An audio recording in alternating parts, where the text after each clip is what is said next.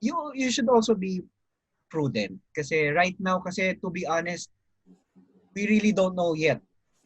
Although, I believe now the 4,000 was the bottom. I'm quite confident that 4,000 was the bottom. And if you put in a lot of money there, okay ka na, more or less. But in the near future, hindi pa ganun kadaling i-foresee yung pwede mangyari.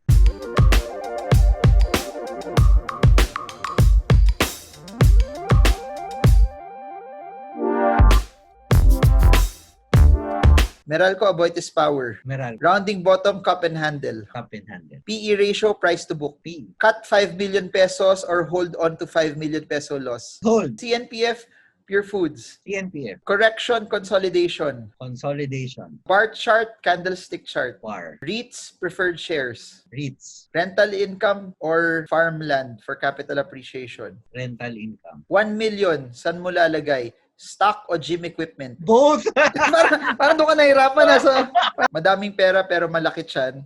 O walang pera, puro abs. Pera na rin. Pero it's hard for me to imagine. Hey guys, in this video, we have Jacob Yedra, 12 years stock trader, broker, analyst, who will give us his expertise on how he trades the markets, especially in this new normal. Okay, Jacob Yedra, how are you? How's everything? Kumusta na yung mga sobrang yaman na taga-Pasig? No, hindi. I'm well for me, I'm doing well in the sense that I'm not really very in the market right now. So I'm doing a couple of things outside the market. And I'll explain later why. And then more on the personal growth thing, healthy, yeah. Okay, mamaya madami akong ready na questions na yan, lalo na sa back end. Okay, I'll start with this. Sobrang laki na binaba ng market from the all-time high ng 2018. Pero the markets dropped noong March up to 4,000 plus. We hit 6,300, 6,400, but after that we started to go down again. Now we're back to below 6,000. That being said, the markets have dropped massively.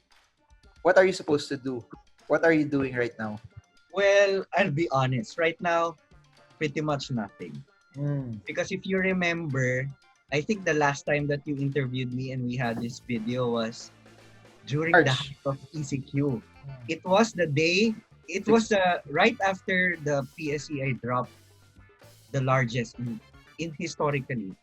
But that time, it was no-brainer. At that time, when the PSEI dropped more than 97 prices in one day and more than the 2008, it was no-brainer. It was a buy. But now, the situation is a bit different because from 4,000 to current level, we're more than 30% na rin. Diba? So we're neither too cheap and then we're not expensive then. And then also so for me, and I'm on the sidelines because as a personal discipline, I'm more of a trader than investor. And the type of trader that I am more of a trend follower. So in this type of discipline kasi, if there's no clear direction of the market, if there's no trend, we tend to just sit and wait for the right moment, and then when the proper signals are there for us to go in, that's when we will get in talaga. So ngayon parang more on wait and see talaga, to be honest. Well, this is all happening now while the market has dropped at certain portions. It has started to consolidate also. There are some stocks also that have reversed naman. Yes. Are you positioning on that or are you waiting for the market to recover in general before you say na sige, reverse na yung market, saka ako sasabay? Or you're looking for example, like the pure golds that have started to reverse also. Do you position on that kahit yung general market is not really reversing like them? Yes, but not now. If you want, you should have positioned earlier when pure gold was already reversing way ahead of the market. But right now, it already moved like how many percent na already, di ba? It has moved significantly from 30 to near nag-hit na ng 50. 50. So, right now kasi we're neither here or there eh. And the market has been moving sideways for about 3 months already. In terms of position sizing, perhaps a little, hindi ka pa all in talaga. Kasi the general market has not yet reversed eh. We are unlike US. Kasi in the US talagang even Nasdaq and stuff, it's very different eh. Kasi what happened in the US, they have a lot of tech stocks eh, that we do not have. So, in the Philippines, we don't, kumbaga, ang pinaka-tech related na sa atin is PLDT and Globe. Why tech? Kasi they provide internet. But that's not really the likes of Amazon, Netflix, diba? So, it's really different eh. So, ngayon, medyo prudent pa ako in a way na to get in big kasi the general market or the index has not yet reversed. And if you look into individual stocks in the Philippines, more or less the PSEI component, sila naman talaga yung talagang tradable for the large for institutions eh, di ba? Kasi I don't also go much into hindi ako masyado into the speculative na relatively liquid stock. Kasi the problem there is okay, you can gain 30 something percent, but pag when it goes down, tapos when it's illiquid, it's super hard to exit. Tsaka when Jacob says 30%, guys, that's 30 million already for him. Anyways, more questions based on what you said, no?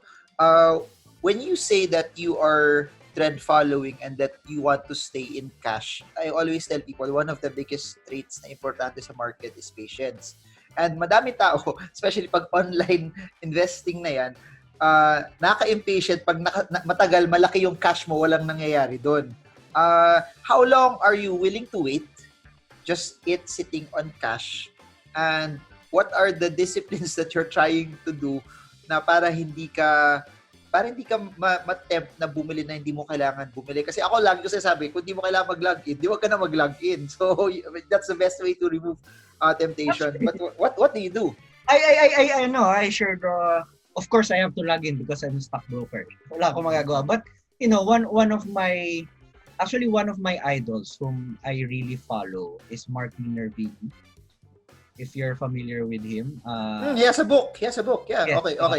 I like Mark Minervini, and according to him, which was in a way sort of influenced then by the trading style of Jesse Livermore. So both of them say one of the most overlooked disciplines talaga in trading, or not a lot of people even talk about it, is the ability to wait and sit on the sidelines when the market is not showing a clear direction. Because the excitement of trading encourages overtrading. But in reality, these guys who really made it big in the market, they're willing to wait. And for them kasi, and also I apply this personally, when you try to trade a market that it's really hard to trade, the odds are against you eh. So why force it? Kumbaga, don't force the trade. If it's not for you yet, then it's not for you. But would you wait 6 months, 1 year, 2 years? Do you have a threshold na pag wala na talaga to, tatanggalin ko na lang, lalagay ko na lang sa real estate to, Bitcoin ko na lang to. I have the perfect suggestion for that. Kasi in the Philippines, you have no choice eh.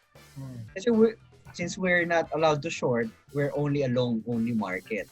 So, if your problem is overtrading and you cannot discipline yourself not to trade, you can try to explore other markets.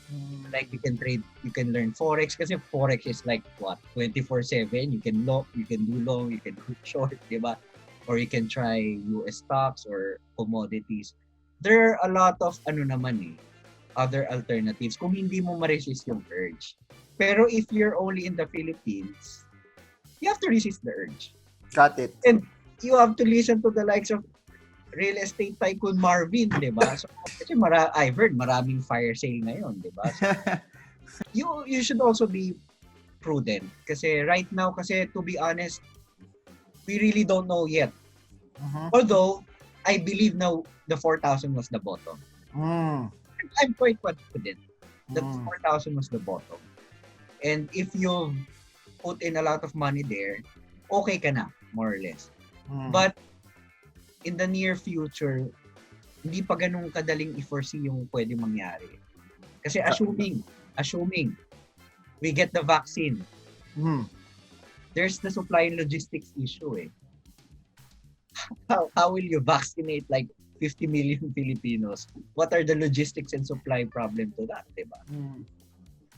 I've even read some articles, Dave, the best case scenario for going back to real normal, assuming best case scenario is third quarter 2021 pa eh. So pag nagkaroon pa ng konting problem to, naku, baka 2022 pa, di ba? So hopefully not. So it's always prudent to have some cash, lalo na in a situation that you cannot control. For a position trader like you, what do you favor more? 20-day moving average, 50-day moving average, 100-day moving average, 200-day moving average? Classic TA lang ako. So I know trend lines and also longer time frame moving averages, 200, 150.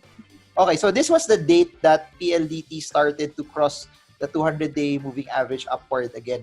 When that happens, do you wait for at the day na nag-close siya above it, then the next day you position, or what are your rules naman when you see something like that? I don't buy kasi in one go eh. Okay. So on that breakout, I'll buy a tranche. So pag after the close pa lang, at the close, the next day, as long as it stays above, tranche na kagad. I'll buy a tranche. And then, I also tend to, average up. Okay, if it's going well. Up until when do you decide na, I will break out by, up until when do you say, tama na itong pag-tranche ko, it's too high enough already for me? Most likely, tranche it by 3 times or 4 times. Okay. If it's not more than 10%, but I can buy quickly din eh. Okay. If it works well. Okay. Pero wala duration yun na, for example, 2 weeks na siya, hindi pa rin siya above 10%. Do you continue to consider it na, sige, buy ko na to, it's holding already above the 200-day moving average, or may time frame ka na, I'll start buying this as long as it stays above this, as long as for a week or a month, ganon. May ganong rules ba also? Yes, oo. Pero hindi kasi ako hindi masyadong fixed yung rules ko on that. For people who are watching this also that want to somehow emulate reversals, then I'll just use the 200-day moving average. By the way, to those who are watching this, when you start studying moving averages, normally when you use the longer one, bago niya ma-break yun, medyo mataas na yung inakyat niya. Pero mas lesser lang yung, in my opinion, false signals also as compared to using yung mga smaller moving averages also na tama naman, you will buy it at the lower point. Pero mas madami siyang false signals. Pag nag-breakout siya, what are some guidelines that you can give people na, okay, mas legit tong reversal na to. Volume is very important. Kasi if stocks seem to have reversed, so na-break na yung trend line, tapos moving average, but the volume is not there, it's likely a false breakout. Ang dami ko nang nakausap about also, so volume. What's your definition of something na malakas yung volume? I'll give you context para at least for those people who are watching this. Some people, ganito ginagawa, tinitingnan lang nila yung volume bars. Pag yung volume bar significantly higher than the previous days, okay na sa kanila yun. Yung iba naman, may moving average na sa volume. If it's above that moving average in volume, okay na sa kanila. Yung others, they look at the value turnover. Sa kanila, they really want above 50 million na value turnover para for them legit. How do you quantify it naman? More on dun sa una mong sinabi. I just look at the volume bars. Meron may on the feel, it's an art eh. Kumbaga, it's not an exact science. Pero do you put into consideration also yung value turnover na for example, large volume bar pero 15 million lang yung value turnover? Well, yes, oo. Kasi pag maliit yung value turnover, ibig sabihin, liquid. For you, do you want more than 50? Yung iba kasi at the bare minimum, dapat na hindi bababa ng 50 million sa kanila. Are you looking at the hundreds upward pa? For the Philippines, 50 million, it's a good number naman. Okay. Kasi pag 100 million naman, baka masyadong limited yun. Tsaka not a lot of stocks have that, parang nasa top 20, nasa top 20 ka na kagad pag above 100 million ka na eh. Before this interview, no, sabi mo, beware of cheap stocks. Beware of bargain stocks. Kasi, Yes.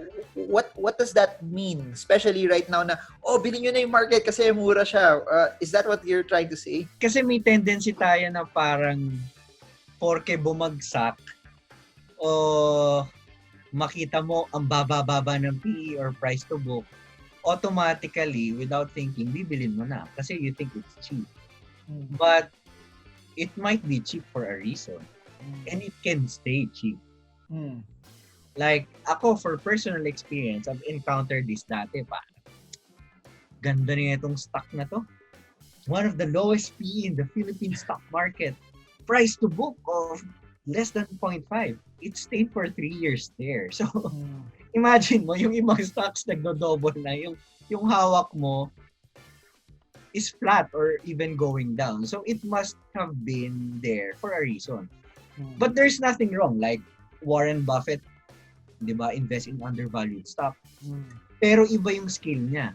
He's really good in analyzing the entire company. So, he knows kung ano yung legit na undervalued tsaka yung hindi okay na undervalued.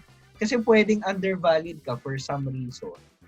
Or talagang karapat-dapat ka maging undervalued. When some stocks drop significantly, lalo na pag trader ka, dapat iniiwasan yun kasi hindi lang dahil malaki yung binagsak niya because it meant that it has broken down a lot of support levels also. Depends eh.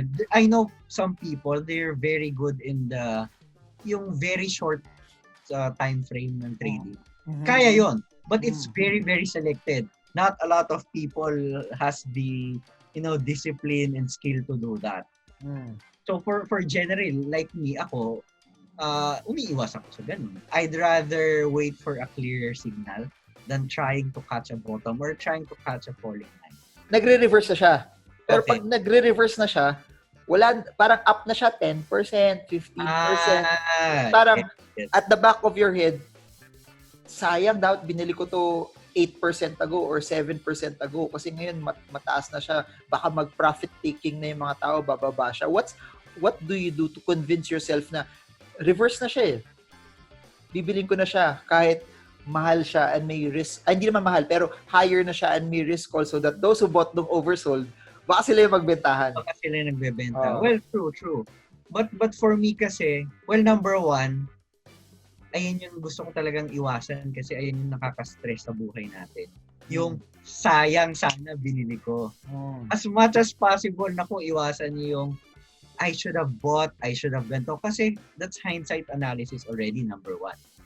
And then number two, I don't mind getting a little bit late as long as mas sure ako na mas clear yung direction. So okay lang kung umakit na ng 20%, pero mas sure na ako sa direction, okay lang. Kasi the 20% gain can go to 50%. Also, you should also think na, kasi usual sakit natin yan eh, we always usually think of the upside lang eh. You should also think of the downside. So pag hindi pa clear yung downside or hindi pa clear na reversal, pwedeng malaki yung downside. So kahit na sabihin mong, uy sayang, nag 10% up na, I should have gotten there. Paano kung maging 20% down ka? Although of course you should have cut your losses, di ba?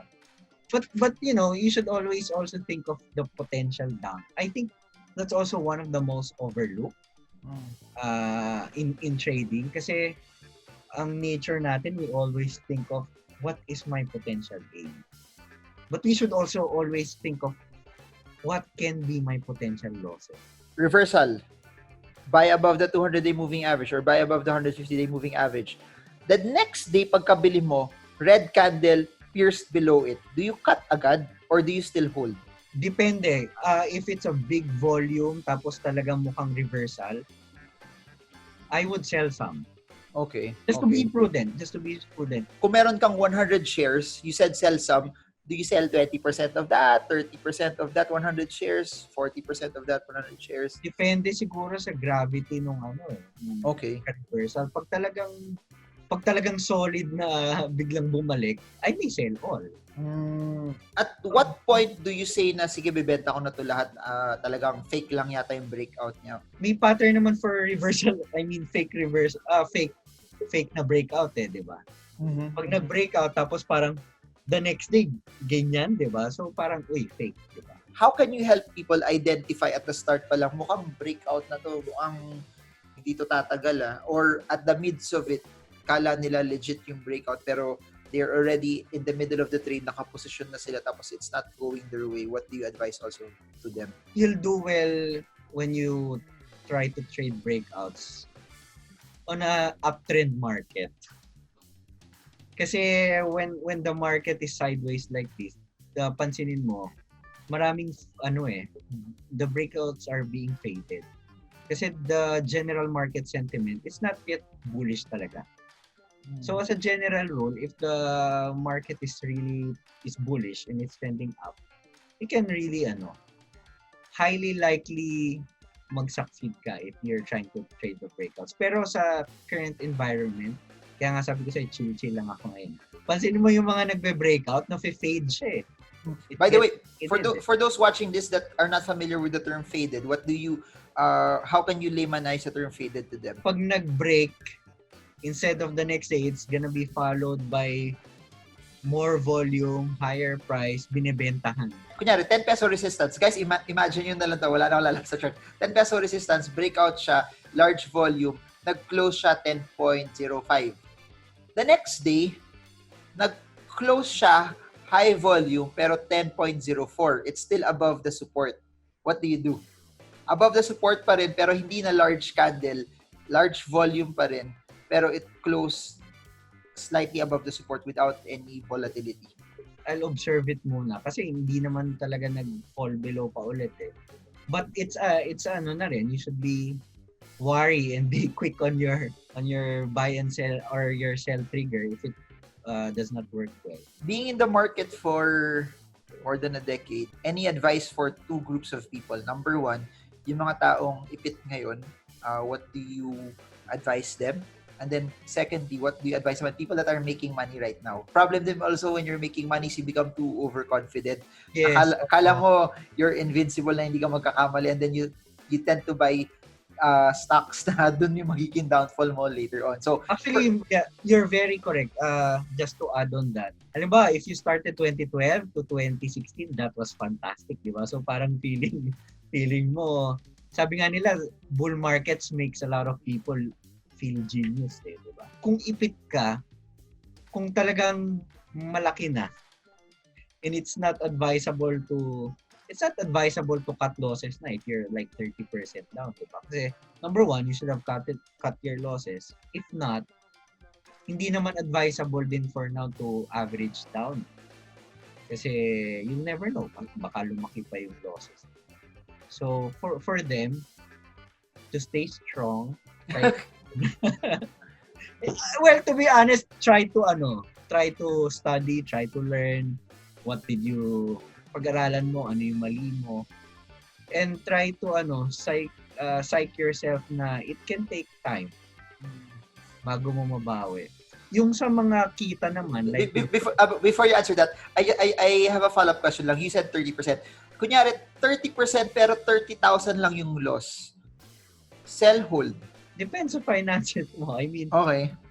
For me, I'll be honest, ito na lang. If you invested like 10,000 pesos, 20,000, or 30 or 50,000 pesos, and then you spend so much time worrying about how to break even again, or how to make your money grow, I'll be frank, if it's okay, you'll be better off if you invest more time in learning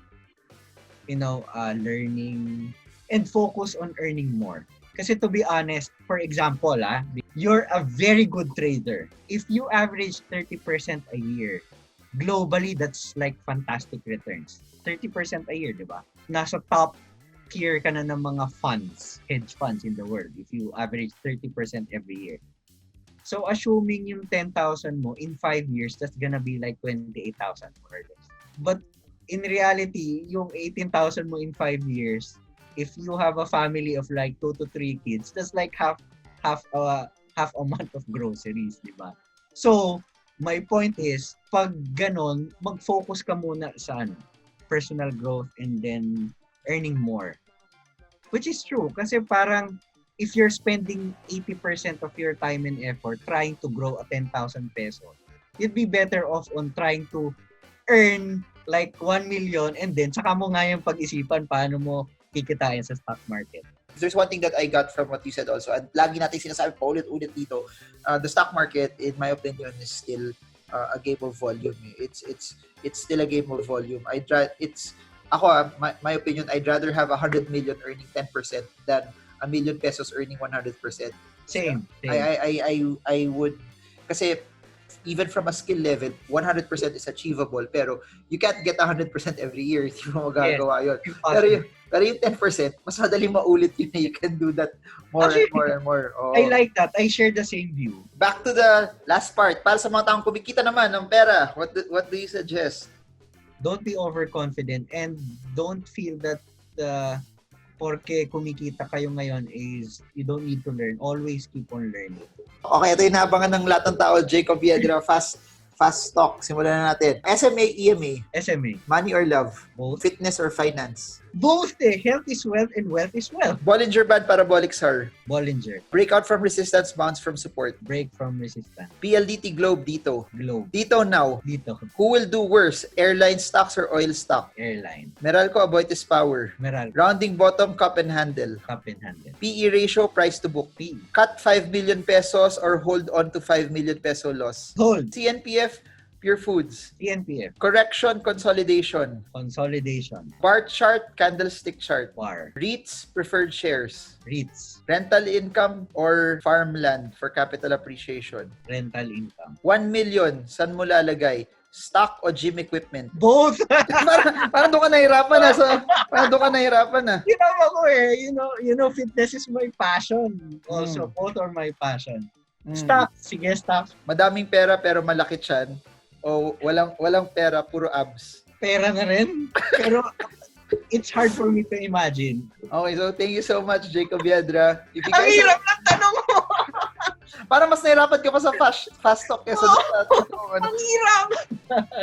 Okay, so thank you so much everyone who watched this. I hope you guys learned a lot from Jacob. Kung may questions kayo, feel free to put them in the comment section and then we'll try to make videos on top of that as well. Jacob, may nag-request of flex mo daw yung arms mo muna bago natin tapusin. Huwag na. Injured ako ngayon eh. I'm not at my flex. face. Kahit yung likod mo lang, yung ganun, yung ano mo daw, sobrang yung braso niya, katawan ko na, ganun kalaki yung ano niya. So, put it in the comment section if you guys have questions and I hope you guys got a lot from this and I hope that this helps you trade well, trade strong, trade smart. Thank you so much, Jacob, and God bless you all.